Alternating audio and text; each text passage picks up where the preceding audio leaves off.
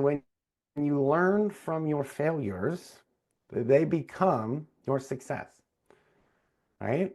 So in a sense, I've never failed because I've always learned from when I have, right? And so I always like saying that, but I certainly have. I've started 13 different companies since I've been 16 years old, and I didn't sell them all. Somewhere along the way, something must have happened. Now, it's not necessarily a mistake. It could just be a pivot in the road. But when it comes to the Airhook, when we got our very first shipment in, we only got half the products that we were guaranteed.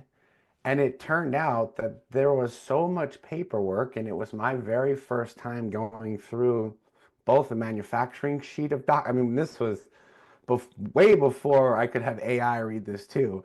A Mm. stack of documents, folks, and then another stack for importing. And I completely missed the number on the pallet wasn't the same as the number I thought were going to be in the box. Mm. And so I was comparing two different things, and it turned out it was me.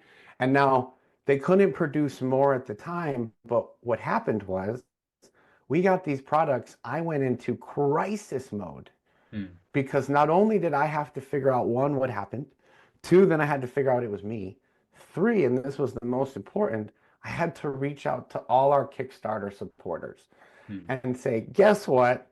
So sorry. And I can't blame it on anyone but me. I actually cried in the update. If you go and look on our first Kickstarter campaign and you look at the shipping update that has the most hearts, it's Mm. that one. And I'm pretty sure the video is still there. And I cried to folks and it was like, I am so sorry. I'll never let this happen again. And I was very upfront about it, but I learned from it. And the next time you can guarantee, and every time since, not only do I know what to look for, but I know what not to look for, if you will. Mm. And so I learned from that mistake. But at the time, oh, like life shattering. Airhook's done. Turn this place into a parking lot. Give everyone their money. It's over.